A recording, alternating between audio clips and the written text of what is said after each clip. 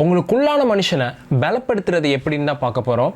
நிறைய பேர் பிரச்சனைகளை மேற்கொள்ள முடியாமல் இருக்கிறாங்க. அதுக்கான ஒரு முக்கியமான காரணம் என்ன தெரியுமா? அவங்களுக்குள்ள இருக்கிற உள்ளான மனுஷன் வீக்காக இருக்கான், ஸ்ட்ராங்காக இல்லை.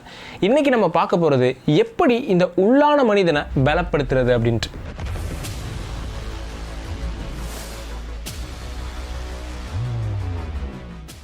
இப்போ தான் ஃபர்ஸ்ட் டைம் பார்த்துட்டு இருக்கிறீங்கன்னா சப்ஸ்கிரைப் பண்ணிக்கோங்க. இன்றைக்கி நம்ம 3 விஷயத்தை பார்க்க போகிறோம். உள்ளான மனிதன்னா என்ன, இப்போது என்னுடைய உள்ளான மனிதன் எவ்வளோ பலப்பட்டிருக்கிறான், அப்புறம் உள்ளான மனிதனை எப்படி பலப்படுத்துறது அப்படின்றத இன்றைக்கி நம்ம பார்த்துடலாம். முதல்ல இந்த உள்ளான மனிதன்னா என்ன அப்படின்றத பார்த்துருவோம். பொதுவாகவே எல்லாரும் என்ன நினைக்கிறாங்கன்னா, அவங்களுடைய சரீரம் தான் அவங்கன்னு நினைக்கிறாங்க. உங்களுடைய சரீரம் நீங்கள் கிடையாது. உங்களுக்குள்ளே இருக்கிற ஆவி தான் உண்மையான நீங்கள். உங்களுக்கு 3 விஷயம் இருக்குது: ஆவி, ஆத்மா, சரீரம். உங்களுடைய ஆவி இந்த சரீரத்துக்குள்ளே இருக்குது அப்படின்றத தெரிஞ்சுக்கோங்க. வெளியே இருந்து பார்க்கும்போது நம்ம இந்த வெளியே இருக்கிற மனுஷனுக்கே முக்கியத்துவம் கொடுக்குறோம். நல்லா சாப்பிட்றோம், நம்ம நல்லா தூங்குகிறோம், நல்லா ரன்னிங் போகிறோம், நல்லா குளிக்கிறோம், நல்லா ப்ரஷ் பண்ணுறோம், நல்லா ட்ரெஸ் பண்ணுறோம். இதெல்லாம் ஏன் பண்ணுறோம் அப்படின்னா, வெளியே இருக்கிற மனுஷனை பலப்படுத்துறதுக்கும் வெளியே இருக்கிற மனுஷனை அழகுபடுத்துறதுக்கும் நம்ம பண்ணுறோம்.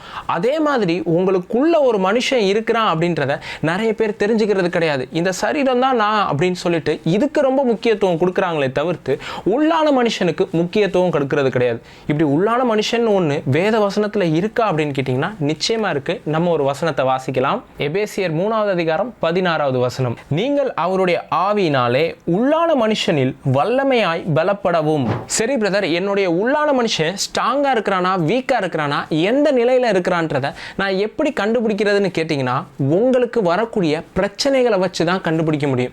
சிலர் என்ன பண்ணுவாங்கன்னா, வெளியே பார்க்கறதுக்கு ரொம்ப ஸ்ட்ராங்கா இருப்பாங்க, ஆள் பல்கா இருப்பாங்க, ஆனா உள்ள இருக்கக்கூடிய மனுஷன் ரொம்ப வீக்கா இருப்பான். ஏதாவது ஒரு விஷயத்தை நம்ம சொல்லிட்டோம் அப்படின்னா அன்னைக்கு நாளே அவங்களுக்கு காலி ஆயிரும். இல்லை ஏதோ ஒரு விஷயம் நெகட்டிவா நடக்கிற மாதிரி ஆயிடுச்சுன்னா அன்னைக்கு நாளே அவங்களுக்கு காலி ஆயிரும். வெளியே பார்க்க ஸ்ட்ராங்கா இருக்கிறாங்க, ஆனா உள்ளான மனுஷன் வீக்கா இருக்கிறான்னு அர்த்தம். நம்ம ஒரு வசனத்தை வாசிக்கலாம். மத்தேயு 7வது அதிகாரம் 24வது வசனம். ஆகையால் நான் சொல்லிய இந்த வார்த்தைகளை கேட்டு இவைகளின்படி செய்கிறவன் எவனோ அவனை கண்மலையின் மேல் தன் வீட்டை கட்டின புத்தி உள்ள மனுஷனுக்கு ஒப்பிடுவேன். பெருமலை சொரிந்து பெருவெள்ளம் வந்து காற்று அடித்து அந்த வீட்டின் மேல் மோதியும் அது விழவில்லை, ஏனென்றால் அது கண்மலையின் மேல் அஸ்திபாரம் போட்டதாய் இருந்தது. இயேசு இங்க வீடுன்னு குறிக்கிறது மனுஷனை தான். அவர் சொல்றாரு, பெருமலை சொரிதான், பெருவெள்ளம் வருதான், காற்று அடிக்குதான், அப்படியும் அந்த வீடு விழவில்லையா. ஏன்னா அதோடைய ஃபவுண்டேஷனை அதை வச்சு செக் பண்ணிடலாம். பிரச்சனை வரும்போது தான் உங்களுக்குள்ள இருக்கக்கூடிய ஆவிக்குரிய மனுஷன் எவ்வளவு பலமுள்ளவனா இருக்கிறான்றத உங்களால் கண்டுபிடிக்க முடியும். இப்போ நான் பலமுள்ளவனா பலவீனமானவனான்ட்டு என்ன ஒரு வெயிட்டை தூக்க சொன்னீங்கன்னா தான் அதை தூக்கும் போது தான் தெரியும், இவனுக்கு இவ்வளோ பலம் இருக்கு, இவனுக்கு இதை தூக்குறதுக்கான பலம் இல்லை அப்படின்ட்டு. அந்த மாதிரி தான் உங்களுடைய ஆவிக்குரிய வாழ்க்கையில் நீங்கள் எந்த அளவுக்கு பலப்பட்டிருக்கிறீங்க, உங்களுடைய உள்ளான மனுஷன் ஸ்ட்ராங்காக இருக்கிறான்றதை கண்டுபிடிக்கிறதுக்கு உங்களுக்கு வரக்கூடிய ஒவ்வொரு பிரச்சனைகளையும் நீங்கள் எப்படி கையாளுறீங்கன்றதை உங்களை செக் பண்ணி பாருங்கள். ஒரு இடத்துலையும் நீங்கள் இருக்கிற இடத்த இயேசுவை வச்சு கம்பேர் பண்ணுங்கள்.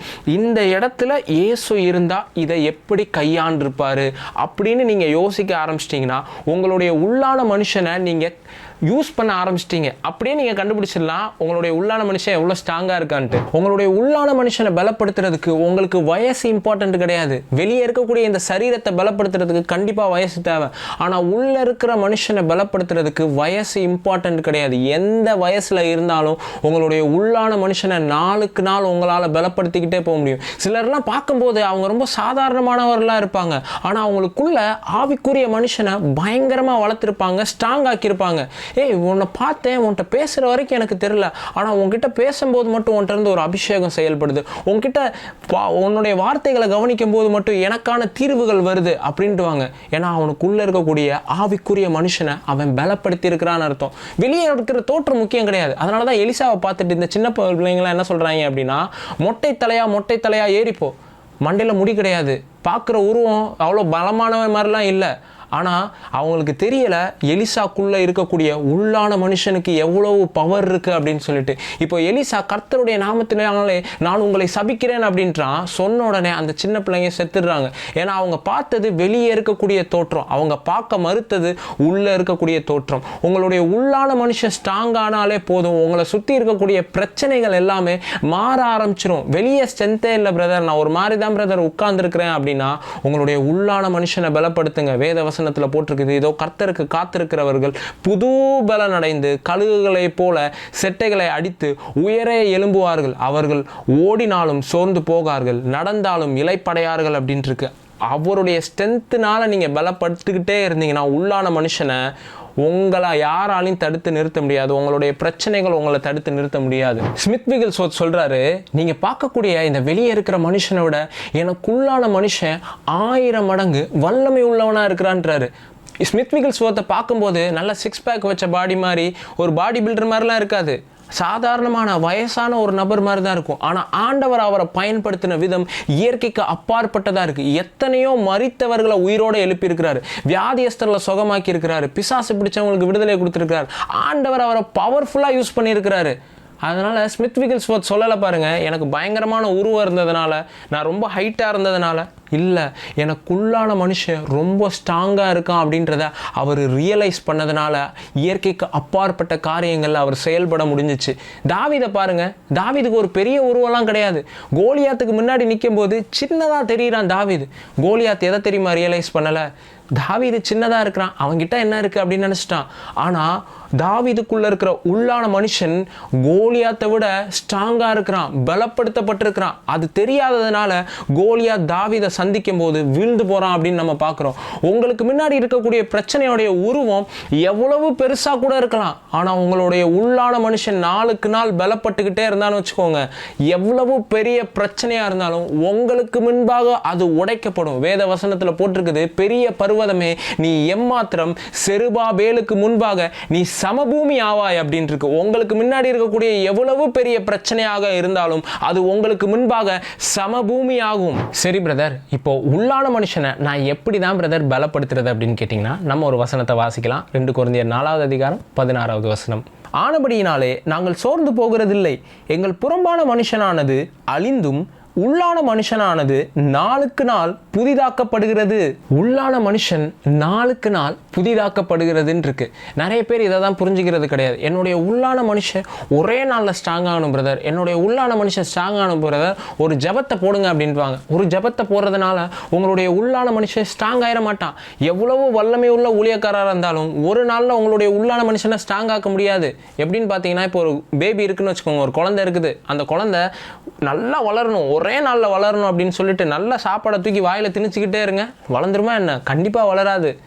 அந்த மாதிரி தான் உங்களுடைய உள்ளான மனுஷனும் ஒரே நாள்லாம் வளர்ந்துட மாட்டான், அது நாளுக்கு நாள் புதிதாக்கப்படுகிறது அப்படின்னு இருக்குது. அதனால தான் நான் லாஸ்ட் வீக் நான் பேசியிருந்தேன், டெய்லியும் உங்களுடைய ஸ்பிரிச்சுவல் க்ரோத் அவசியமாக இருக்குது.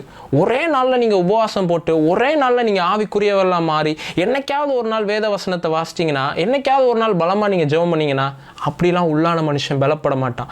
நாளுக்கு நாள் சாப்பிட்றதுனால, நாளுக்கு நாள் ப்ராக்ரஸ் பண்ணுறதுனால ஒரு மனுஷன் வளர்றான் இருக்கு. அப்படி தான் உங்களுக்கு உள்ளான மனுஷன் நாளுக்கு நாள் நீங்கள் ஆண்டவரோட நடக்க நடக்க நடக்க நடக்க உங்களுடைய உள்ளான மனுஷன் பலப்பட்டுக்கிட்டே வருவான். உள்ளான மனுஷனை நீங்கள் பலப்படுத்துறதை நீங்கள் தெரிஞ்சுக்கணும்னா, முதல்ல வெளியே இருக்கிற மனுஷன் எப்படி ஒர்க் ஆறான்றது புரிஞ்சுக்கிட்டாதான் உள்ளே இருக்கிற மனுஷனும் எப்படி ஒர்க் ஆறான்றது புரியும். வெளியே இருக்கிற மனுஷன் எப்படி பலப்படுத்தப்படுறான்? உங்கள் சரீரத்தில் ஒரு ஸ்ட்ரென்த்து வேணும், என்ன பண்ணுவீங்க? உடனே போய் ஜிம்மில் ஜாயின் பண்ணுவீங்க. ஜிம்மில் ஜாயின் பண்ணிங்கன்னா, இப்போ நான் ஜிம்முக்கு போகிறேன், நான் ஜிம்மை வச்சு உங்களுக்கு உதாரணம் சொல்கிறேன், இது நல்லா புரிகிற மாதிரி உங்களுக்கு சொல்கிறேன். இப்போ ஜிம்முக்கு நான் போகிறேன் அப்படின்னு வச்சுக்கோங்க, 3 விஷயம் இம்பார்ட்டண்ட்டாக இருக்குது. மொதல் விஷயம் எக்ஸசைஸ் பண்ணணும். எக்ஸசைஸ் பண்ணால் மட்டும் நல்ல பாடி வந்துருமா அப்படின்னு கேட்டிங்கன்னா, ஸ்ட்ரென்த் வந்துருமான்னு கேட்டிங்கன்னா கண்டிப்பாக வராது. நம்ம என்ன எக்ஸசைஸ் பண்ணுறோமோ அதுக்கேற்ற மாதிரி என்ன பண்ணணும்? உணவு எடுக்கணும், நல்ல ப்ரோட்டீன் இருக்கிற உணவு எடுக்கணும். அதை எடுத்துட்டால் மட்டும் எனக்கு ஸ்ட்ரென்த் வந்துருமான்னு கேட்டிங்கன்னா கிடையாது. நீங்கள் நல்ல ரெஸ்ட் எடுக்கணும். அப்போது உங்களுக்குள்ளே இருக்கக்கூடிய வெளியே இருக்கிற மனுஷனுடைய ஸ்ட்ரென்த்தை ஏற்றுறதுக்கு எக்ஸசைஸ் பண்ண வேண்டியது இருக்குது, நல்லா சாப்பிட வேண்டியது இருக்குது, தூங்க வேண்டியது இருக்குது.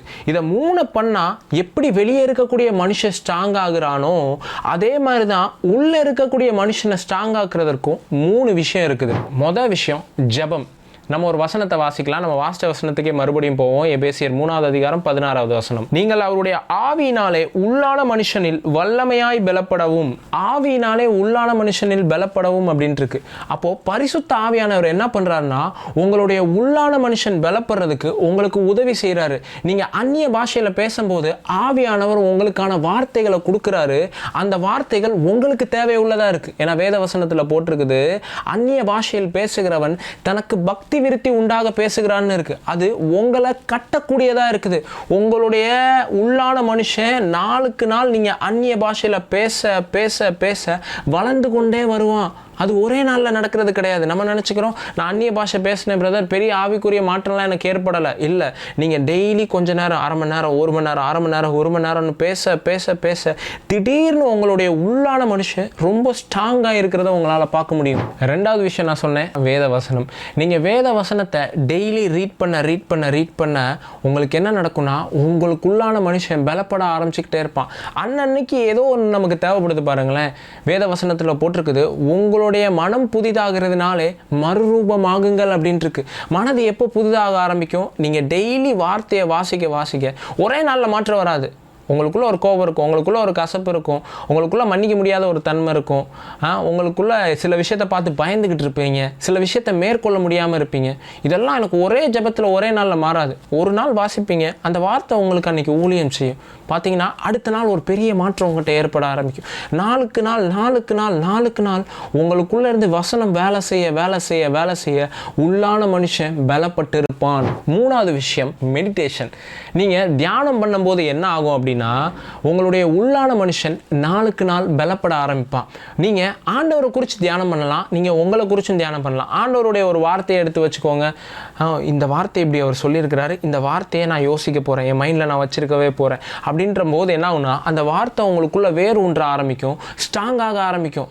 அந்த வார்த்தை உங்களுக்குள்ளே ஸ்ட்ராங் ஆகுது அப்படின்றதுனால அது ஜஸ்ட் ஏதோ ஒரு வேர்டை நீங்கள் மெமரைஸ் பண்ணியிருக்கீங்க, உங்களுடைய மண்டைக்குள்ளே அதை ஏற்றிருக்கீங்கன்றது கிடையாது. அந்த வார்த்தை உங்களுக்குள்ளே வேறு ஒன்று ஆரம்பிச்சிருக்கு அப்படின்னு அர்த்தம். அதே மாதிரி உங்களை குறித்து நீங்கள் தியானம் பண்ணலாம். என்ன அவர் உன்னதங்கள் அவரோட கூட அமரவும் வச்சிருக்கிறாரு, இதை எடுத்து நான் தியானம் பண்ண போகிறேன், எனக்கு பிசாசுகளை துரத்துறதுக்கான அதிகாரத்தை கொடுத்துருக்கிறாரு. இது எல்லாத்தையும் உங்களுக்கு என்ன தேவையோ அதை எடுத்து உங்களுடைய லைஃப்பில் நீங்கள் மெடிடேட் பண்ண ஆரம்பிச்சிங்க அப்படின்னா உங்களுடைய உள்ளான மனுஷன் அந்த ஒரு சப்ஜெக்டில் பலப்பட்டு இருக்கிறத உங்களால் பார்க்க முடியும். நான் ப்ரேயரை குறித்தும் மெடிடேஷனை குறித்தும் ஏற்கனவே செய்தி பேசியிருக்கிறேன், அதை நீங்கள் பார்க்கலாம், போய் பாருங்கள். இதை பார்க்குற ஒவ்வொருத்தவங்களுக்காகவும் நான் ஜெபம் பண்ண விரும்புகிறேன். பிதாவே இயேசு கிறிஸ்துவின் நாமத்தினால இதை பார்க்கக்கூடிய ஒவ்வொருத்தவங்களையும் நான் ஆசீர்வதிக்கிறேன். இவங்க உங்களையும் உங்களுடைய வல்லமையிலையும் இவங்க பலப்படும்படியாக இவங்களுக்காக நான் ஜெபிக்கிறேன். ஒவ்வொருத்தவங்களுடைய இருதயத்திலும் உங்களுடைய வார்த்தை வேரூன்றி 30, 60, 100 பலன் தரட்டும். இவங்க ஒவ்வொருத்தவங்களும் உங்களுடைய வல்லமையினால் பலப்பட்டு இருக்கட்டும், உள்ள ஒரு ஸ்ட்ரென்த்து உண்டாயிருக்கட்டும். இவங்க பிரச்சனைகளை பார்த்து ஓடின நாட்கள் முடிஞ்சு இவங்களுடைய பிரச்சனைகளை இவங்களுடைய விசுவாசத்தை பயன்படுத்தி மேற்கொள்வதற்கான ஒரு தைரியமும் ஒரு ஸ்ட்ரென்த்தும் இன்னைக்கு இவங்க மேலே வந்து அமர்த்தப்பட்டு இருக்கட்டும். Thank you Jesus. இதற்கு மேலே எனக்கு பலன் இல்லையே, இதற்கு மேலே என்னால் ஓட முடியலையே, இதற்கு மேலே என்னுடைய சரீரத்துலேயும் ஸ்ட்ரென்த் இல்லையேன்னு இதை கேட்டுக்கிட்டு இருக்கிற ஒவ்வொருத்தவங்க மேலேயும் உங்களுடைய பலனும் உங்களுடைய வல்லமையும் இயேசு கிறிஸ்துவின் நாமத்தினால் வந்து அமர்த்தப்படுவதாக என்று நான் சொல்கிறேன். இவர்களுடைய ஆவிக்குரிய வளர்ச்சி நாளுக்கு நாள் அதிகரிச்சிருக்கட்டும். இவங்களுடைய உள்ளான மனுஷன் பலப்பட்டிருக்கட்டும். பரிசுத்த ஆவியானவரே, நீங்கள் இவங்களுக்கு உதவி செய்கிறபடியினால் நன்றி. உங்களை ஆசீர்வதிக்கிறேன் இயேசுவின் நாமத்தில் பிதாவே, ஆமென். இந்த செய்தி உங்களுக்கு பிரயோஜனமாக இருந்துச்சுன்னா மற்றவங்களுக்கும் ஷேர் பண்ணுங்கள். நம்ம இது வரைக்கும் ஷார்ட் மெசேஜாக பேசிக்கிட்டு இருக்கோம். இதுக்கப்புறம் ஃபுல் மெசேஜும் வரும். நம்மளுடைய இன்னொரு யூடியூப் சேனலில் வரும். அந்த யூடியூப் சேனல் சப்ஸ்கிரைப் பண்ணலாம். கீழே பார்க்குற டிஸ்கிரிப்ஷனில் அதுக்கான லிங்க் இருக்கும், அதை நீங்கள் பயன்படுத்திக்கலாம். இந்த வார்த்தைக்கு விதைக்க விரும்புகிறவர்கள் கீழே பார்க்குற ஃபோன்பே, கூகுள் பே அக்கௌண்ட் டீட்டெயிலை பயன்படுத்தி இந்த ஊழியத்துக்கு நீங்கள் அனுப்பிச்சி வைக்கலாம். கொடுங்கள், அப்பொழுதே உங்களுக்கு கொடுக்கப்படும் அப்படின்ட்டுருக்கு. நான் இந்த வார்த்தையினால் ஆசீர்வதிக்கப்படுறேன், இந்த வார்த்தையினால் நான் தொடர்ந்து ஆசீர்வதிக்கப்பட்டுட்டு வரேன் அப்படின்னா தொடர்ந்து இந்த ஊழியத்தில் நீங்கள் ஒரு பங்காளராகவும் மாறலாம், இந்த வார்த்தைக்காகவும் கொடுக்கலாம். உங்களுக்கு யாருக்காச்சும் ப்ரேயர் பண்ணணும் அப்படின்னு விருப்பப்பட்டீங்க அப்படின்னா கீழே பார்க்குற வாட்ஸ்அப் நம்பரை தொடர்பு கொண்டு உங்களுடைய ப்ரேயர் ரெக்வஸ்ட்டை நீங்கள் தெரியப்படுத்தலாம். கர்த்தர் உங்க எல்லாரையும் ஆசீர்வதிப்பாராக. God bless you all.